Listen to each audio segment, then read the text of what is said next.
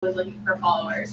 But definitely reach out to me if you guys do have any questions, you guys need anything, or any sort of advisory on any level. As you can tell, I'm not very old. I didn't graduate like, ancient history ago. So I can relate, and I was in your shoes not too long ago. So I'll get started. Good afternoon. My name is Sarah Madani, as you heard, and I'm CEO and founder of a company called Fats Merchant, and that is our company. Today, I'm really excited to be here in front of you all to tell you a little bit about my journey, struggles, and accomplishments as a young female entrepreneur. I graduated from University of Florida with a degree in finance and leadership in 2009. Hoping to get a job in Wall Street, my dreams were crushed quickly as the market crashed, and we weren't left with very many job opportunities for recent graduates. Nonetheless, I was fortunate to attain an amazing career opportunity as a territory sales manager with Altria Tobacco, a Fortune 100 CPG company. From the very beginning, I knew the corporate culture wasn't for me, as I felt I was not able to express my ideas and creativity to its fullest.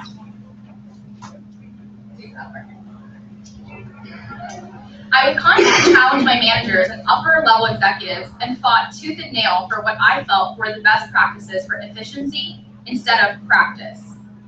I actually would end up reaching higher than normal sales metrics and would get scolded for not following the normal policies and procedures of our corporate environment. I knew then it was time to make a change.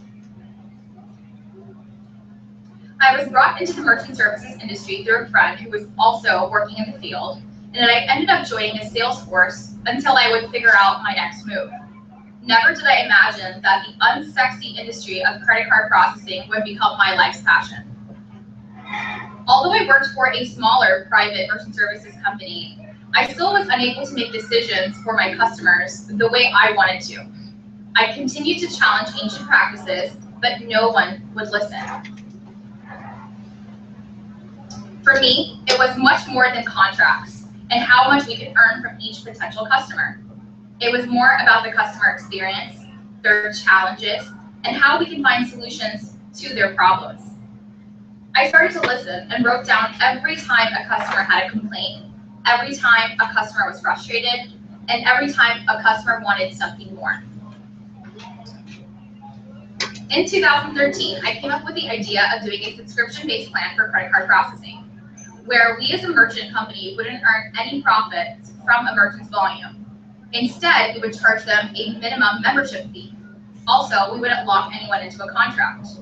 We would also provide free equipment and never discriminate on their volume or number of transactions. When I took this idea back to my company, they laughed at me and they couldn't understand why I would want to make such little profit on these customers. What they did not see was my passion to take this model nationally and to scale the business into a mega payment technology company, all while keeping the customer at a top priority. That day, when I left their headquarters in Houston, Fat Merchant was born, and I decided to take all my chips into an all-in hand of poker. When you hear about a successful founder, and this is one of my favorite quotes, the words repeated the most often are extraordinary passion, intelligence, authenticity, intellectual honesty, dogged persistence, risk-taking, and integrity. And I really feel that that's what resonated within me and probably resonates within all of you.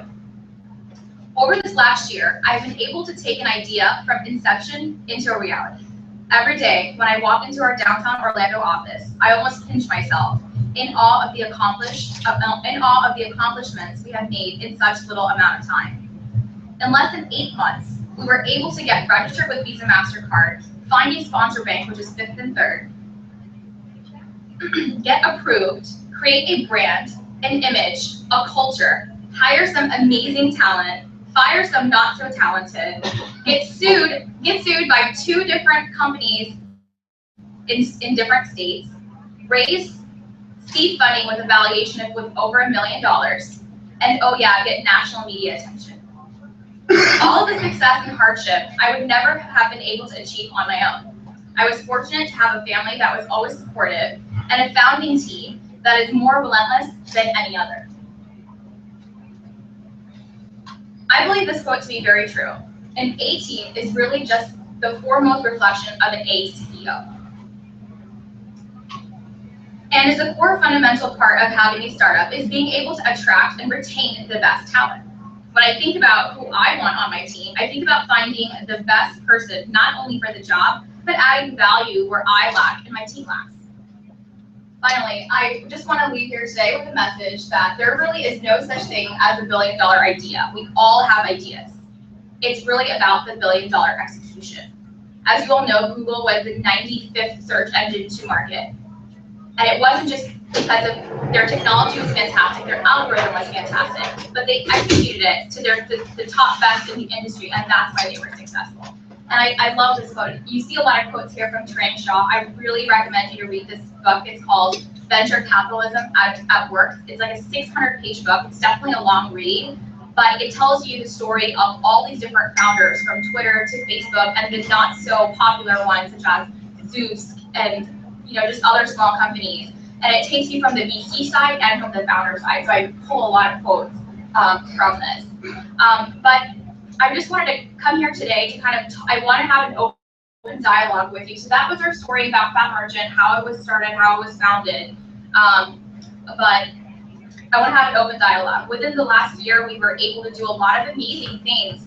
And we had a lot of struggles along the way too. And it's just got started. It's just the tip of the iceberg. And did you guys have questions that we can just bounce back and forth with? Yeah. I have one question. So, yeah. What were the definite steps you had to take to actually start Fat Merchant beyond just the idea? And like, what hurdles did you have to overcome when it was just like, okay, I'm about to start this thing? It's all about focus. And if you decide that you want to commit yourself to it, like I said, it's an all-in game. There's no looking back once you put your foot forward for it. I would say execute. If you have the idea, go out and do it. We had to do research on it. I didn't just leave my job at Transnet in Houston and just leave a very well-paying job just to start this company. I did research for a year before I decided to go full in with it. I did market research, and not market research of, hey, let me ask my mother if it's a great idea. I'll tell you, your mother and your friends will always think you have the best idea in the world. I would give some advice, would say, if you have an idea, ask your friends to be like, hey, I have a friend who has this idea. What do you think about that idea? Because if you take yourself out of it, they'll actually tell you the honest truth. They might be like, actually, that idea really sucks. I don't know how he's going to do it. Or that's actually a really great idea. I think this could be this is my opinion on it. So I would go out and if you have an idea, go validate it. Go get market validation. I did Lean Startup Machine actually here in Orlando. There's one happening February in 2015, and there's still tickets available. I highly recommend that event. Have you guys heard of Lean Startup? It's so fantastic. You spend 3 days in a room with you build a team and you come up with this product, and you literally have 72 hours to take this product from inception into the actual market, and you're actually going out and selling the product. So we came up with the idea of this Fitbit dog collar. And I learned so much from that weekend. And what I learned was, again, it's all about the team. Surrounding yourself with the right individuals. A lot of times entrepreneurs, we're very self-centered and we think we're amazing and we're just the greatest. Well, take yourself out of that, find humility and see where your strengths are and where your weaknesses are. Those founders and those CEOs that are really successful hire the people that are 10 times smarter than them in those particular fields. And like I think before, it was a quote on the team, the A team. And you guys have heard this, A players also recruit A players, but B players recruit C players. So you always want to be around people that are going to make you better. So yeah, go out and execute and do it, do research, pull yourself out of it, and then do the research. Also, you don't have to have a perfect product to take it to market. We're constantly still working on Fat Merchant. We're building our technology platforms that aren't even ready yet. But we've gone out, we're actually selling. We're actually selling our product. We're actually revenue plus. That's how we're able to go out and get funding and raise money.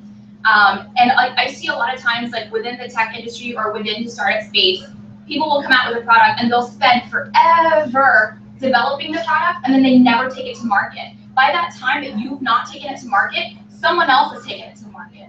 Work your job or to steal your idea.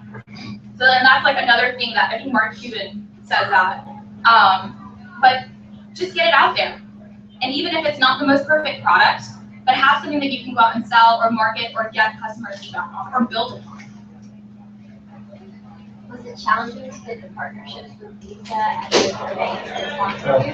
Yeah, absolutely. That was like the hardest struggle for us, was getting our sponsorship with the banks, and we're a direct payment processor with Visa, MasterCard, Discover, and American Express. And they're not just going to give you sponsorship for nothing, or you're not just going to become a registered ISO. There's definitely a lot of legal due diligence that was involved in it. And we got our approval actually really fast. Like last year when we decided to do it, we got our approval February of this year. It was a really quick turnaround. I've also had experience within the payment technology industry and already had a portfolio book coming into it. But we had some great mentors that just took us through that entire process, and get good advisors. I mean, you guys are part of UCF here. We're part of the UCF incubation program through Kissimmee. We're an off-site client. Besides even just UCF, there's so many community resources. Did you know that Orlando is actually the #2 growing tech startup hub according to Forbes? People don't even know about the talent that's here and about the entrepreneurship community here. Were you guys part of anything about Tech Week last week or the week before? There's so many exciting things happening for Orlando. Take advantage, build a team of advisors from the beginning. What role has community had in where you have your success get to where you are now? Yeah, I think I'll just chime right back into that last question. Community plays like a really big role. We are part of Collab in downtown Orlando. We had so much fun. Like last night we did Halloween Horror Nights. It's like a company event. I think culture is really important, especially in a startup. And I think people sometimes, or some companies, you don't define like what your culture is. Like the culture defines you, and it finds its own. So community is really big. Culture is really big. It's a lot of fun. You have to have fun working for a startup because you work a lot, and it's not easy. Like this journey, just because we had a lot of success really quickly, I don't want you to think that that's the story all the time. And I don't know what's going to be my roadblocks tomorrow or today that are going to happen. But you have to take the risk, and you have to be willing to take that risk to do it. I'm trying to basically create an app, and I'm trying to figure out, like, for payment methods and stuff like that, what electronic card system. I mean, you're probably seeing this a lot, but where do you see that going in the next couple of years as far as the electronic card systems, everything being paid online? Yeah, I mean, I think technology and I think payment technology right now is one of the hottest topics ever, and I think we actually came in around the right time, and that's why there's so much happening around it. I think it's fantastic. What Apple Pay is doing for us as a consumer is amazing. We're going to be able to have and take payments literally from a touch of a finger, and everything is going to be tokenized. Everything is going to be secure. Everything is going to be private. So whether you're doing it on an app basis, whether you're going to your student union and purchasing your daily coffee, everything will be streamlined, and it's going to happen really fast. The payment industry is exactly how it was with the phone industry about 20 years ago, where there wasn't much change happening. There's endless fees or stuff in long-term contracts. There's a couple of big phone companies, and they kind of ruled over what was happening within that space. Well, eventually what happened is they opened up costs and said, we're going to give you $50 a month, and you're going to have unlimited text messages, unlimited this, unlimited that. That's the idea what we brought for Fat Merchants. We opened up costs to all merchants. We're first to come to market with this. Say, why are we going to charge you $10 here, $5 here, and a markup here, and a markup here? You can have our cost. I don't care if you're going to do $1 or you're going to do $1 million. Just pay us a flat subscription membership fee. And that's where we differentiate. The technology is also where the value add comes. And we're also building some pretty unique platforms. I was about to, but I feel like you guys have a really good name. Yeah. Like, it's just like really memorable. So do you think that's had like a big role in this? Yes, absolutely. I think that's what's also something really unique. And because it's like Women's Friday, I want to throw out there, payment technology and processing is such a male-dominated industry, as like many others. There was no creativity to it. There's no color to it. I actually brought this idea to my last processor, and they completely declined the idea. They thought it was so dumb. Every single time I was looking through names and coming up with my own company, it's always the same. Transactions this, and data this, and merchant services, and card services, and no one remembers it. And I started writing down, and I write everything, which might be, that's something I do, but I literally write every idea down. I have a notepad constantly with me next to my bed, and I wrote down all the things I wanted my company to be. And I wrote all these words out, and I came up with fast, affordable transaction tools. And that's Fat Merchant. And it's meant to be fun. It's now all about the consumer experience. Put your customer first, money will follow. Don't make it about the vice versa way around. So it's so interesting. You said you went to somebody who could execute this idea with your idea. And so many times we find students who have ideas and they're so scared to share them. So how does that work? Like, how do you think, like, how does sharing, you were bold with sharing your idea, not afraid. So why is that? How is that? That's actually a really great point that you bring up. Don't be afraid. People think, oh my God, I have the best idea in the world. I'll never share it with anyone because somebody might steal my idea. Well, if you thought of it, there's probably 10 other people that have thought of it too. And going back to this slide, it's not about the idea, it's about the execution. It's about who's going to execute it better. So be open with your ideas, and here's my idea. This is what I want to do with it. This is the process and steps I'm going to go through, and go find the right person that can help you. If you can't find the right person, this is why you have your community. This is why you have your professors, the incubator. Go to them and be like, how do I execute this idea? Talk to other founders, other entrepreneurs, see how they took their vision to a reality. But it's all about execution. It's all about execution. Was it just you in the beginning, and how did you build your team? Such a good question. It's so hard. As an entrepreneur, you feel so alone all the time. Again, going back to the community thing, this is why you guys are all here. We're all in the same boat. We're all together. Yes, I was solo when I started the company, but my co-founder is my brother, Sal, who is in San Francisco. He's a consultant with another company. And you definitely need help. Like, you can't do everything on your own, especially at the speed that you want to go at. I always say, like, I want to have it done yesterday, not today. Like, you always have to be on top of it. And like I said again, like, if you're not doing it, someone else is going to do it better. So Sal really helped me in terms of like the co-founding, and we just kind of split priorities. We had some advisors that helped us as well. We have Lindsay as our director of marketing, and our team is just growing. We have a couple interns now. We have strategic partners in a few places, and we're not just hiring anyone. Like, be picky on who you select to be part of your team, and date them and before you marry them. And so, like, we have our our CTO that's coming on board, and we have an intent to bring him on. And an intent is just meaning, like, we're gonna date for the next 90 days. We're gonna be working together, but we're not gonna commit to anything until we feel that it's the right chemistry. Because the wrong person on your team will just throw off the whole job. I came in late, so could I have like what Fat Merchant is in like a nutshell? Again, okay. I don't want to bore everyone. Fat Merchant, we are a subscription-based merchant services provider, and we open up costs to all merchants for a membership fee. We're a subscription-based merchant services company. So, would you consider companies like Stripe to be a competitor? No, we do not. No? Stripe is not a competitor because Stripe is specifically designed within the app development space for payment technology. We are a B2B payment technology company.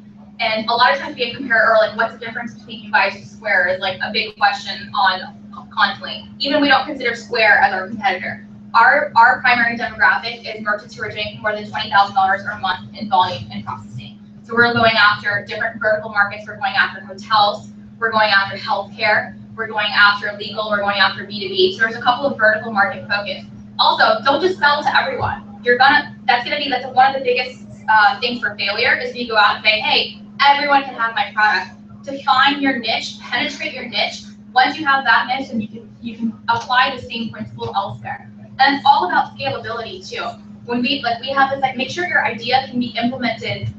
It doesn't have to be, but if you're trying to make a really big company, then you can follow the exact same practices, the exact same things in Orlando. I should be able to do, if I did the exact same thing, I should be able to duplicate it in Dallas. I should be able to duplicate it in San Francisco. Just like Uber, just like the other companies, you have to be able to scale it. You have to penetrate one market first. A lot of the times people think, oh, it's an overnight success, just like Angie's List. Angie's List actually took 8 years before they came to market, or before they were nationally recognized. So It doesn't just happen overnight. It's a lot of hard work. And when you think it's a lot of hard work, times it by 1,000,000 because it's that much harder. And it costs a lot of money too. It doesn't have to cost a lot of money, but once you start growing, it really does. When you reach roadblocks in the business, whether it's technology, whether it's personal, whether it's like culture, what is your method for overcoming those struggles, those hurdles, those roadblocks? I don't sleep at night. Okay. No, I literally dream about things. How do we come about it? We just work together. We tackle a problem. Sometimes it's easier we like to work on the hard stuff and then work on the easy stuff. So when we get the hard stuff out of the way, the easy stuff gets done faster. But you just work through it. Ask your advisors, and maybe sit on it. Maybe move away from that subject. Just like if you're stuck on a problem with math, you're going to keep going at it. You might not find your solution, but if you take your mind away from it and maybe come back to it, might be a fresher idea. But seek help. Ask. Yes. How is a fax different from, say, PayPal, Google Wallet, and Apple Pay? Yeah, we actually integrate with all of those technologies. Like I mentioned, Fat Merchant we're like a broker. So think about AT&T going back to the phone systems. You have a phone, you have a service. We don't own the towers.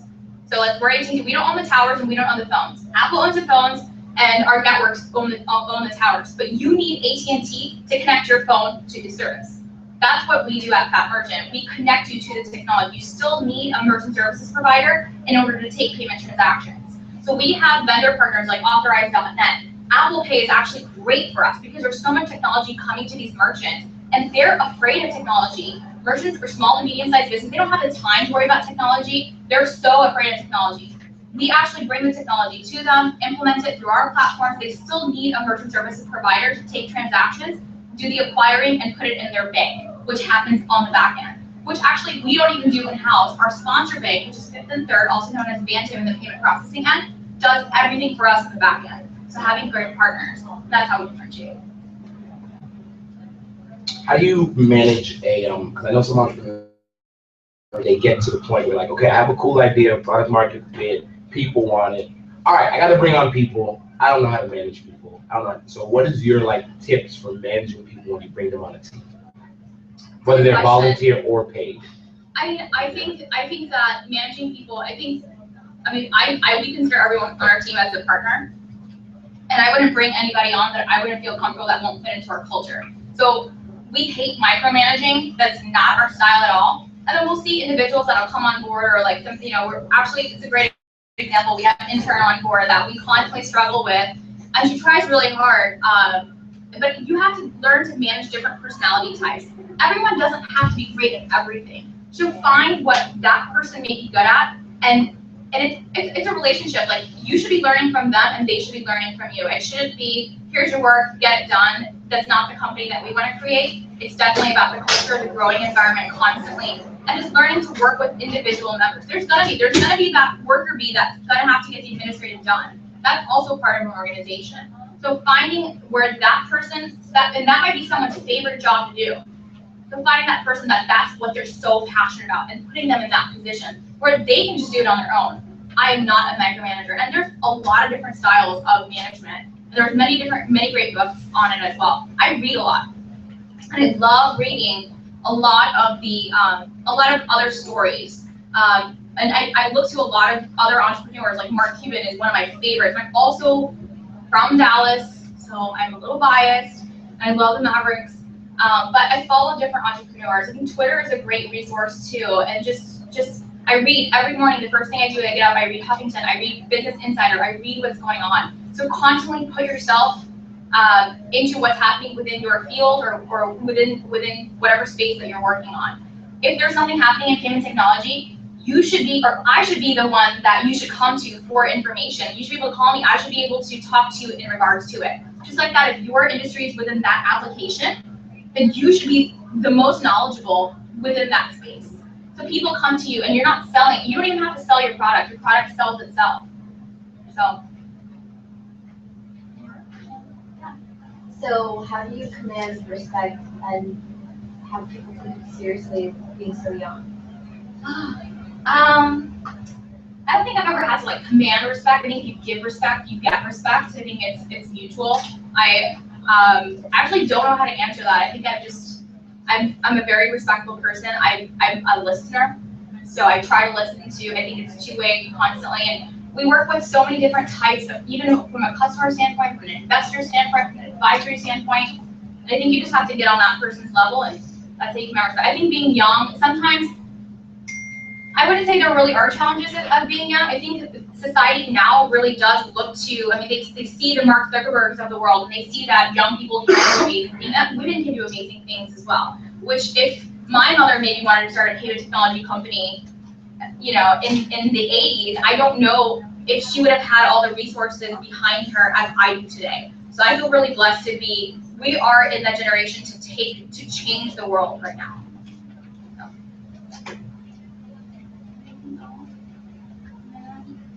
How did you decide on the companies you wanted to partner with again, as far as the bigger companies for the technology aspect? Yeah, I think, like for example, we could have gone with First Data, was a parent company that we could have sponsored with, and they're the largest. Vantiv is actually the third largest, or competitor at First Data. And I think it was just the way that I was treated at Vantiv, and they loved our concept, they loved our idea, they got us all the resources, they took us from start to finish, they held my hand through it. And First Data, we like couldn't get phone calls, like we were, you know, we were door after door was slamming, and no one was helping us. And still to this day, we have some technology that we need from First Data, and it's a struggle. So I think it doesn't really have to be the biggest company, or like, just find the right partner that fits you. So that's what we do. And we have a lot of actually strategic partners come about a lot. I don't know if you want to, if Lindsay can chime in, but we evaluate everyone. It's like, if we are going to work with them, they're going to be the voice to our customers. And if we don't feel comfortable with them, there's no way that I'm going to let them market my product. So you just kind of go with your gut. There's not really, I wish there was like an answer to everything, but I've trusted my gut so far. It's worked. I've completely screwed up so bad, so many times already. Every day I wake up and I'm like, oh my God, I'm going to burn this company to hell today. And it's that feeling, you have so much responsibility. But it's exciting as long as you, like, that's what drives us. Like, we were literally out to overnight, like 3 o'clock in the morning last night. We're like back at work at 7, like ready to go. Yeah. So you worked in a really dope corporate job for like 3 years, right? Like dope, right? But you know, can you speak a little bit to that? Because I feel like I've worked like 2 or 3 corporate jobs, and I appreciate what I'm doing now so much more. I hated it. It just depends on your personality type, and I did so well in it. I was like the #1 salesperson, and actually my territory was UCF. It was so weird. But I sold tobacco. I think you have to be passionate about what you do. And like I said, like it was a great company. It was like the most ridiculous salary out of college. It provided me a company car, full expenses, 15% 401k without me putting a penny in my 401k. Like working for a tobacco company is money. But I didn't like it. I didn't have this feeling, even if I completely fail, and if this completely goes to shit, like I think it will in my head, I still love it. This is what drives me every single day, and I never felt that passion from working for a corporate. And that's not the case. I have a lot of friends that for corporate, and they're designed for the 9 to 5. And it's not, and grass is always greener on the other side. When I started to do merchant services, I left the job with Altria to like, oh, I'm gonna make this awesome income, and I'm like, not gonna work. Like that was my goal. Just build my residual income and like live this awesome fabulous life, like travel, and like just, this is what I thought it was gonna be like. And if you actually enjoy it, you're not satisfied, you always want more. And that's a great thing. And I'm sure you guys all have that. If it's something you really, really want, and you want more and more and more of, that's when you know you've like jackpot. Would you consider yourself an aspiring serial entrepreneur to this company just the beginning for you? Do you have like a bigger long-term vision, and are you willing to share any of that with us? Yeah. Where you want to go after this? I mean, like I said, I didn't wake up and be like, this unsexy payment credit card processing is what I wanted to do. Long-term wise, I mean, this is it. For me, this is my passion, and this is what it's going to be. There's always an exit strategy. You should always have an exit strategy. And for the exit, you will fail. You need to be in it for now and to grow, and I want to be CEO of my company 10 years from now, too. And of course, if there's a ridiculous offer that's gonna come on my table and it's gonna be beneficial for my investors, for us as a team, we're gonna consider those options. I'm not an idiot that I'm not gonna sell. That might not be the case, but that's not my goal. My goal is to build this company and we have a mission. Our mission is we say it every single day. We believe that no company should ever earn any variable profitability from your business, and that's what's happening in our industry. And we're going out one merchant at a time and changing that right now. I think that's a lot greater than having a planned exit with PayPal. So I don't know where that's gonna come. And yeah, I don't know if I'm gonna continue to be a serial entrepreneur, probably. I think once you have it, you just kind of have it. But I'm hoping this is where all my eggs are. Is there anything from the perspective of a female entrepreneur, like difficulties or things that you have to face that that male entrepreneurs don't have to face that we may not see? Or is that like a myth? No, it's a myth. Okay.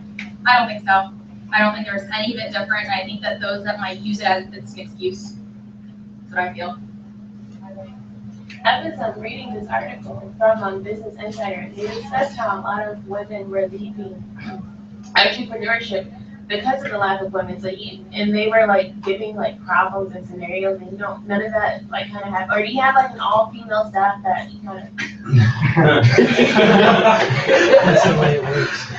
We actually kind of do all female stuff, but it's not on purpose.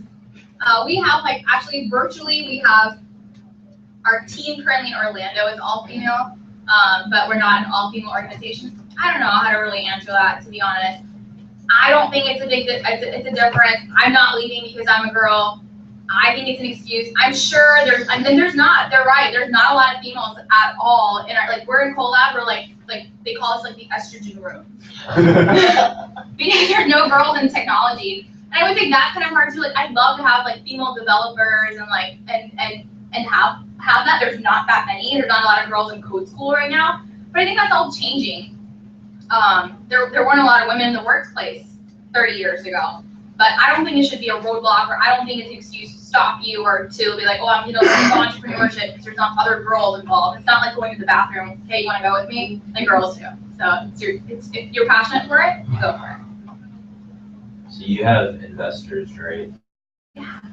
Do you ever feel the tension between the investors' need to squeeze profit? That's literally the only thing they care about, right? Exit and stuff, with keeping the customer first. Because I just never want to take on investment. You say that, but if you're gonna need money, you're gonna need money to grow unless you're gonna scale so fast that you build such fast revenue. Yeah. And in the beginning, I thought the same. Okay, I'm not gonna bring on any investors. I'm gonna do this all by myself.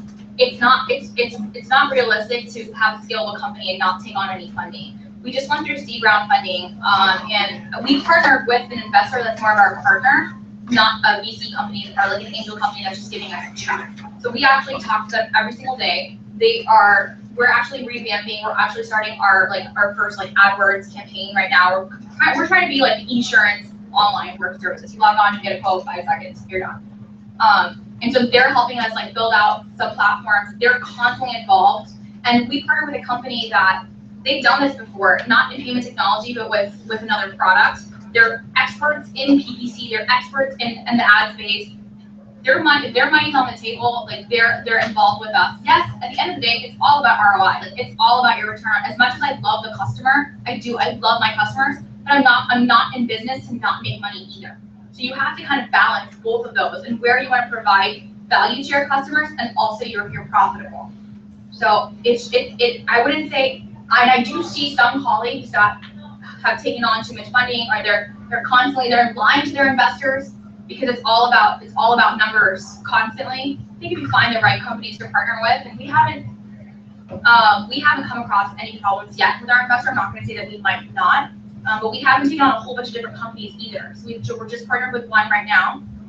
We're going to take on funding for this year and then see where that goes. We're trying to organically grow it instead of going out to raise a really big round. We raised a smaller round just to get some capital in. We had proof of concept. Now we're going to go try to attain X amount of customers, attain X amount of ROI, see if it works, and then we duplicate that process. And it wasn't easy getting an investor. Yeah, something similar to that. Okay, so she always have those friends, those family members who are all right, well, let's go do it. I'll put the money in for it. Let's go. Let's just hit 3 places at one time and go for it, whatever you need, I'll give it to you. How do you deal with those people? Because like, I can tell you as a personal, like I have one friend who is like, all right, you know what, I'll throw in like 5 grand. We'll go get it done right now, tomorrow, start it, because that's how he does things. So it works for him, but necessarily for what I'm trying to do, I don't think that's the time yet. I want to start small, but how do you decide whether or not having them invest in the long term or the short term? It's your company, it's your decision. I mean, you decide on what's right for you. You decide the timing is right for you. You decide the growth that's right for you. So you have to actually think about what you want. And that's why having a business plan is really important. If you guys haven't written your business plan, I encourage you to do that right away. We actually just won the business plan competition for the National Association of Women Business Owners here in Orlando a couple weeks ago. We're really excited about it. And they actually, if you go to the NABO website, they have an awesome business plan template. UCF has a great business template that the incubator can send out. Do your business plan, and you'll learn so much from it in creating a business plan. And I actually don't like when people make really ridiculous assumptions. Like we have like other friends that are like, being an entrepreneur, like being a founder, you're around a lot of founders. There's some companies like, oh yeah, we're gonna get to like 50 million users in 3 weeks, you know, in a year. It's like, no, you're not. Like, where it goes. So we actually always like, and it might not be there. You can raise a lot of money that we're like very conservative with our numbers. I'd rather hit the numbers, the team is on track. We want to achieve great results, but we're not going to go out and like pretend to like go get 1 million customers tomorrow. So. Can you talk a little bit about, and I think we're trying to wrap up probably after this, but can you talk a little bit about the process of going out for investment? Was it hard? How did you choose the right investor to partner with? Because I think a lot of us have this idea, anybody who gives us money is the right person, but it's really not like that. You have a great partnership with them. Can you talk about that process? Yeah, I'm actually glad you asked that. It's really important to find the right partner fit. We actually weren't going out to raise any money. When I came up with this, when I started the company, I didn't intend for it to grow or be like, literally we started a year ago. It's like 8 months, very, very new, extremely new. It's kind of growing more so than I thought it would be. We had a customer, we had friends, somebody reach out to us to become a client. And they called us to become a client, and their processing volume was like 20-something million. I was like, whoa. We're not ready for enterprise yet. We're a small to medium-sized company. Like we're trying to target small to medium-sized businesses. And that's how our conversation got started. He was like, well, if you can do it for my company, you're going to save me $3 million a year. Like that was because he did all the calculations. And we're like, okay, well, we can't do it for your company. Our platforms don't support it right now, things like that. So then we started having a lot of dialogue. And we actually, the whole process for the investment took like 5 months. It was even after we decided that we were going to get into business together. I went up to New York. I would go in their office. We literally do what I like to call a brain dump of like everything that they need to know about things. I'm very open and honest about our product, what we're doing. It's not rocket science. It's kind of what we always say. It's like not rocket science. Well, we have a really simple idea, but no one had thought of it first. I don't know. It's weird. But we just partnered with them. We just had a right chemistry, and I lucked out in that field. I haven't like gone out and said, okay, we're gonna go to FAN, which is Florida Angel. I didn't go out to all these companies and go do my pitches and get investment. I think right now we actually are gonna be going through that process to raise about 1.5 million, and then it's still gonna be considered seed round, and that's our next goal. So I don't know how that's gonna go, but with this investor, it was that partnership. They were a potential customer. And I think that was really cool because they saw things from like a customer standpoint and an investment standpoint and a business standpoint. It was like and a PPC, so it was like a no-brainer to partner with them. They were on like the Inc. 500 top private companies like for last year. Just really easy to work with, super fantastic. But it's not easy raising money. I definitely have friends who are really struggling with it. But I think if your concept is good enough, if you get proof of concept, if you have customers that demand your concept, and like I said, not your mom, your brother, your best friend, and people in the room. If you have an actual product that people want, there's market validation for, there's gonna be people that are gonna want to throw money at you to make it grow. Then it's your decision and your gut to find that right partner. And I would not just take it from anyone, because you're gonna be the ones that have to deal with them and give up a significant chunk, especially in the beginning. You're going to be giving up anywhere from 20 20 to 30% of your company for your first round of funding. So. Is there anything we can do to help you? Me? Oh, thank you. Follow us on Twitter, Fat Merchant. Tell your friends about Fat Merchant and what we're doing here in Orlando. If you guys know business owners that are taking credit card processing, if you have, and we're kind of we're talking about doing like a brand ambassador at different universities. And so I'll get the contact information from Shakira and pass on any option. We are looking for an intern, 2 interns. Lindsay, I'll let you speak to it because I'm so parched right now. Oh gosh, I can't even remember the second intern we're looking for. We're definitely looking for someone who's good at graphic design and Design and marketing, yeah. Yeah, design and marketing. So those are the 2 interns that we're looking for. So this is a perfect room to be in to talk to you guys and let you know that. And so that'll be for January for the spring semester. So yeah, talk about Fat Merchant, spread the word. If you know people that you think would fit well with our culture and it'd be awesome to kind of help out with what we do. We would love to hear from you and get that referral. And it kind of goes back and ties back into the community question. It's so much about referral, and I think that's what's really awesome about our company. Like more than half of our clients were from referrals and networking. So we really believe in karma that it'll all come back to you if you put it out there. So like us on Facebook and follow us on Twitter and let people know about us. Yeah, we actually haven't spent any money on advertising yet. All with the press and everything was like all organic.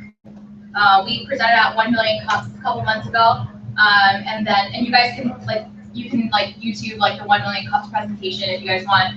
And from there, we got picked up from Orlando Business Journal, and from there others, and from there now it just like kind of all happened over the last couple of months.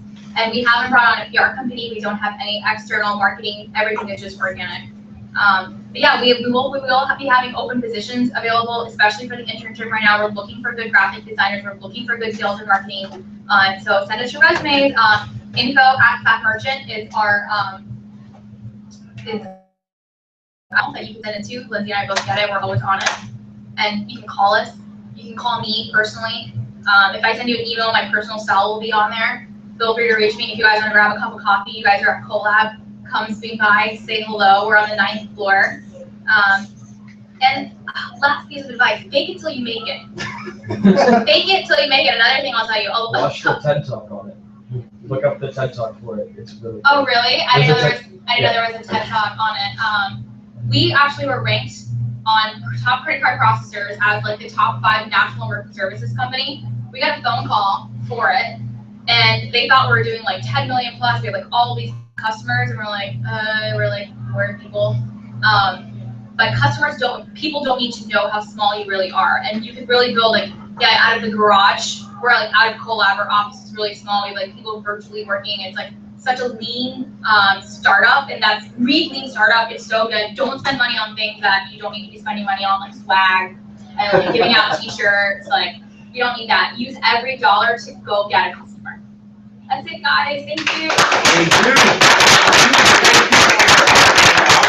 Now, most of you guys have been to Launchpad before. If you haven't been to Launchpad before, you can see Shakira right here. You want a coaching appointment? If you'd like to sign up for our newsletter, you can see me.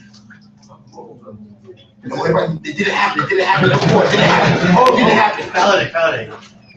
No, I'm distracted. Okay, nothing happened. Nothing happened.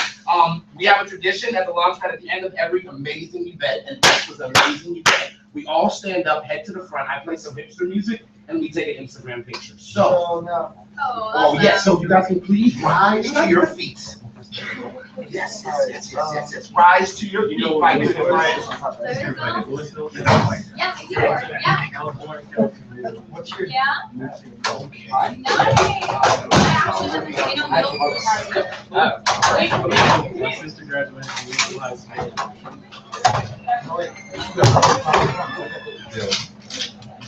I want to go ahead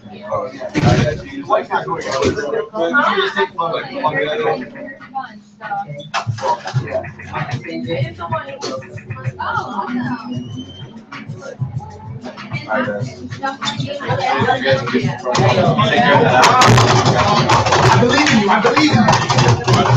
We'll protect it. We'll protect it. We'll protect it. I believe in you. I love your hair. I love your hair. Come show up in the picture. Come on. Sorry. Come show your hair up in the picture. You'll be in the picture. Going on. Yes, guys, we have shoulders have to awkwardly touch, that's a rule. Shoulders must awkwardly touch. Jonathan, we need your shoulders to awkwardly touch ours. Oh! I love all good shoulder touches. Awkward shoulder touch. Yes. You're really tall. So you can get like touch your shoulder. Just like touch your shoulder. 1, 2, 3, go. Okay. 1, 2, 3, yes, got it. All right, let it go. All I right, love thank the guys, you. I like the pictures and like the snippet videos. Send them all to I her, really hard on please. myself. We don't just do it videos or pictures.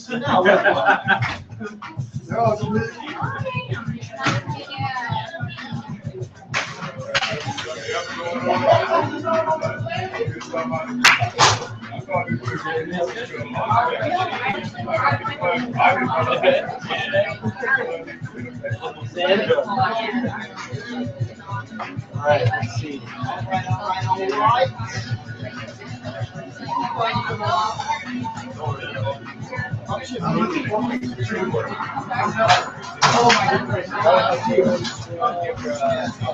Okay, cool, so just grab a chair, how will you approach?